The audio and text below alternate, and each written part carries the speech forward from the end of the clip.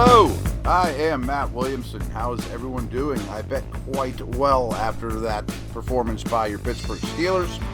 Gotta love it. Huge win. I mean, not only in the standings and all that stuff, but just in the development of the team, the way the rest of the league looks at them. The Steelers are a legit football team that I'm ready to say is a contender. I mean, they got a shot at this thing, and that's a far cry from where they've been the last couple of years. Now, of course, you're going to hear typical Steelers-Ravens ugly game. And that's all true. I'm not going to tell you different. That's what everyone's saying, and I guess they should. AFC North football, Steelers-Ravens, always going to be a close game, down to the wire, ugly. Why can't Lamar figure these guys out, Yep. I just have to kind of shake my head and say, yep, that seems to be the case. And really evenly matched. As we do, I want to go through my thoughts at halftime, the halftime stats, and then the final stats, and then all kinds of nuggets after that. So at the half, it's 9-7 at this point. Steelers. Jackson's 8 for 18 for 116, only one rushing attempt for 15 yards. Wilson's 12 for 20, but only for 76 yards. It's a slog at that point. 2 rushing attempts for 3 yards. Henry had gotten away a little, but he was 8 for 52 and a touchdown. Najee was 7 for 32 and 2 for 27 receiving. Pickens had 5 catches already, but only for 28 yards. And I thought they would attack them more with quick hitters, things of that like, to not run into the teeth of the defense, but also to control the clock. But Oweh, the Penn State kid, had 2.5 sacks in the first half, and protection was a problem all day. Steelers had 6 first downs compared to 8. Only 1 of 9, though, on third downs, where the Ravens, though, were 0 of 5 at this point. But the Steelers also had that dreaded fourth down non-conversion, which I'm going to count as a turnover. They'd run 35 plays compared to 30 for the Birdies, but only gained 93 yards compared to 199. So the discrepancy in yards per play was 6.6 to 2.7 going in the half. Huge. And the Steelers were 0-2 in the red zone, a theme that would keep up, where the Ravens were 1-1. Only 3 penalties for 15 yards compared to 6 for 45. It even seemed like more for that for Baltimore. Didn't have a turnover, but they missed the fourth down. Ravens had 2 turnovers in the first half, plus 2 field goal misses. That's 4. That's a 4 turnover half, really, for the Ravens. And in turn, kept giving the ball back to the Steelers, who had 16:09 of time of possession compared to 13:51 in the first half. But protection, as we mentioned with Oweh, 4 sacks in the first half to 0. Again, 2 missed field goals, but the Steelers did fail on 4th and 1. It looked like a lot more cover 2 from the Ravens, where we think our front 7 can do a good enough job against the run. We don't want that moon ball beating us over the top. But again, I've not watched the All-22, of course. I'm recording this before Bengals-Chargers. And I think we want the Chargers to win that game. So the final, 18-16. Wilson ends up 23 for 36, 205. I would say an uneven performance. Only 1 rushing yard, but there were some kneel downs involved there. Jackson ran for 4 for 46, got away twice from what I recall, but only completed 16 out of 33 and 207. I wasn't super impressed with either quarterback. They both looked quite rattled and uncomfortable and not playing on time. Henry was 13 for 65. Najee was 18 for 63, but 4 catches for 30. Warren had 4 catches for 27, so you get 57 yards out of those guys. I thought they had busy days catching the ball.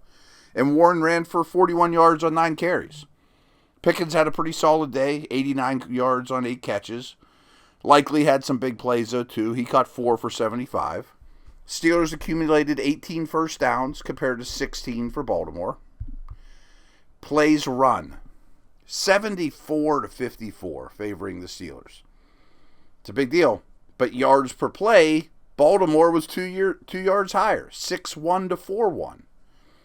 Rushing yards are about that even, 122 to 124.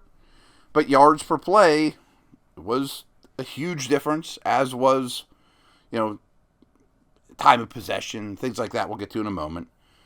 Steelers were 0 for 4 in the red zone, though. Bad on third downs, bad in red zone. Ravens were 2 for 2.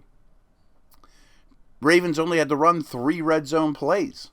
Steelers ran 15 red zone plays and didn't get the ball in the end zone once. It's troubling. So it finishes out. The Steelers have 1 turnover in that 4th down conversion. So that's 2. Baltimore has 3 turnovers and 2 field goal misses. That's 5.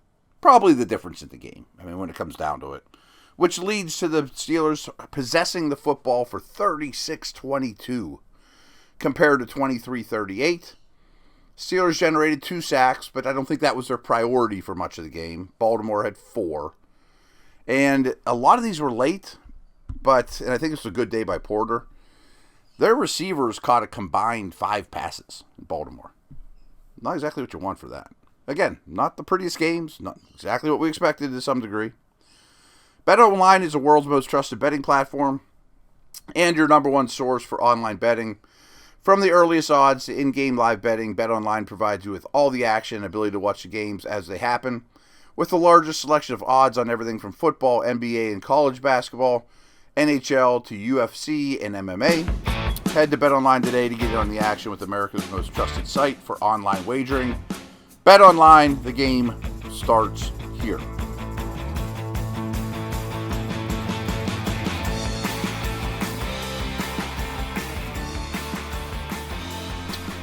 So your Steelers are 8-2.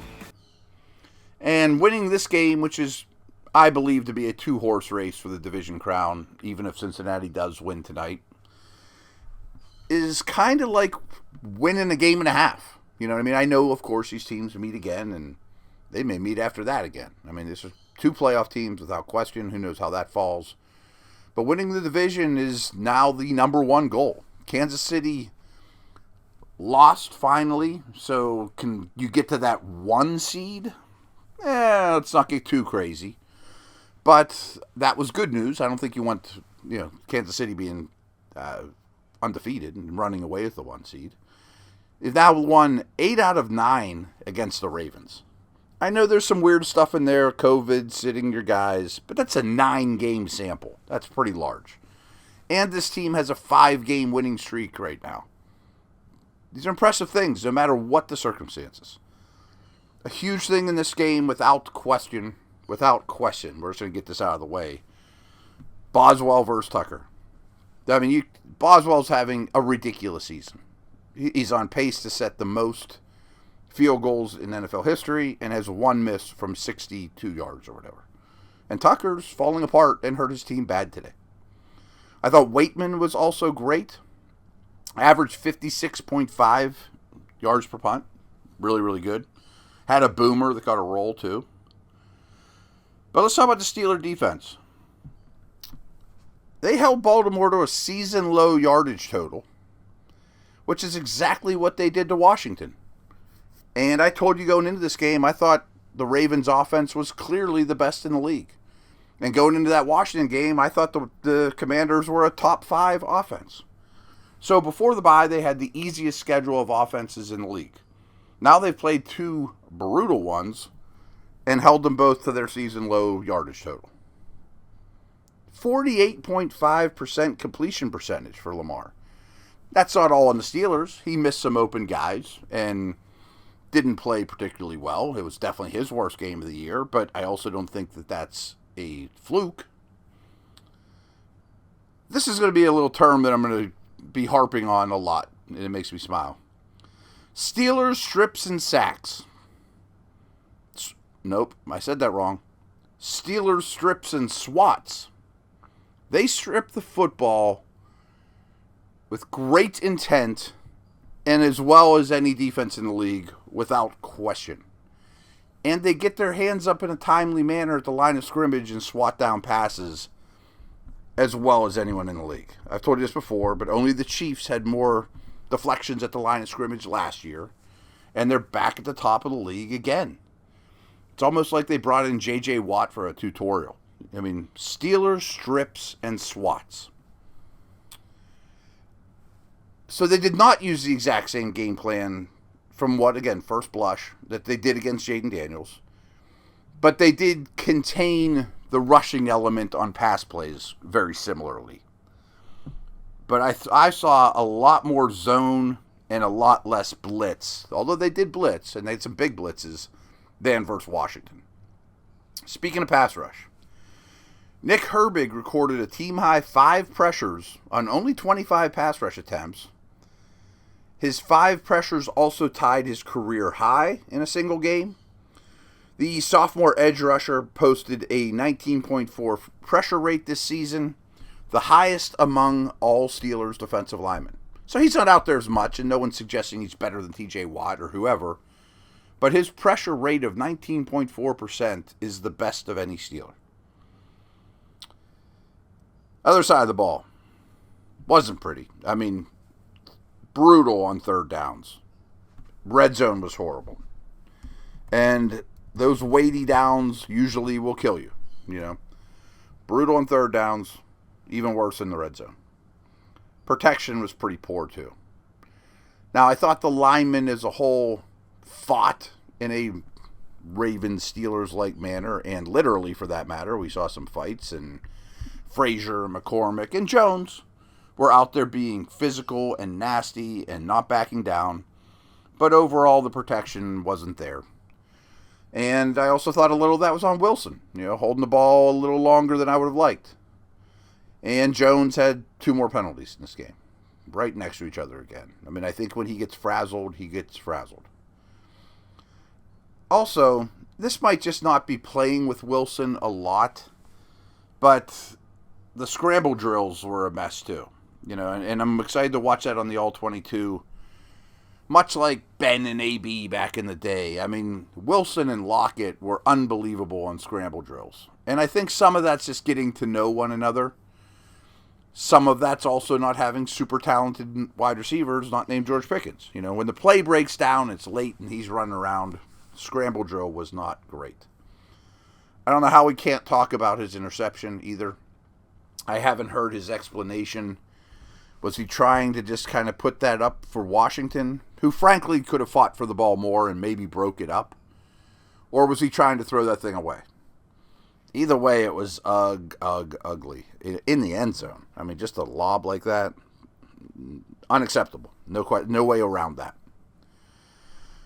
Some next-gen stats on Wilson, though. He was most effective on passes under 10 air yards, completing 20 of 24 for 126. Pretty good.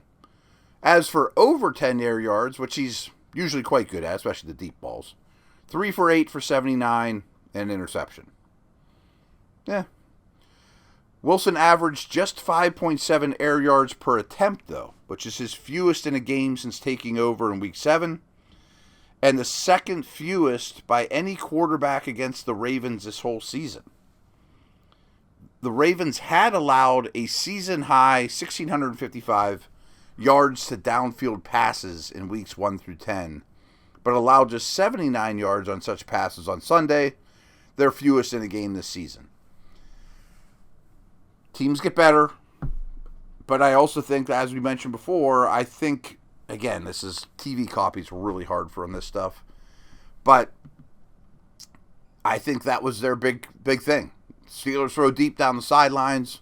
We're going to play a lot more cover 2 and think our 7 can hold up. Understandable. It's not a bad strategy. They ended up with 7 tackles for loss, too. It's a lot. It's an awful lot.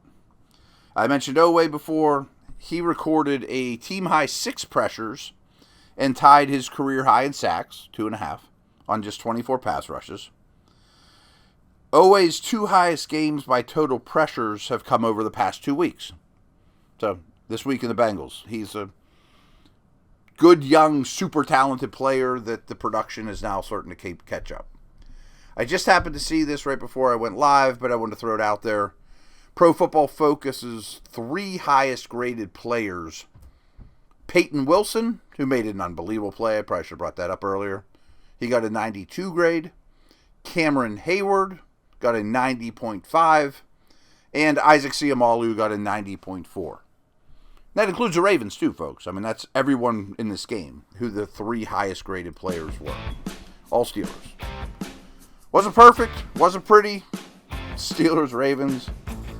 First place, 8-2. Gotta love it.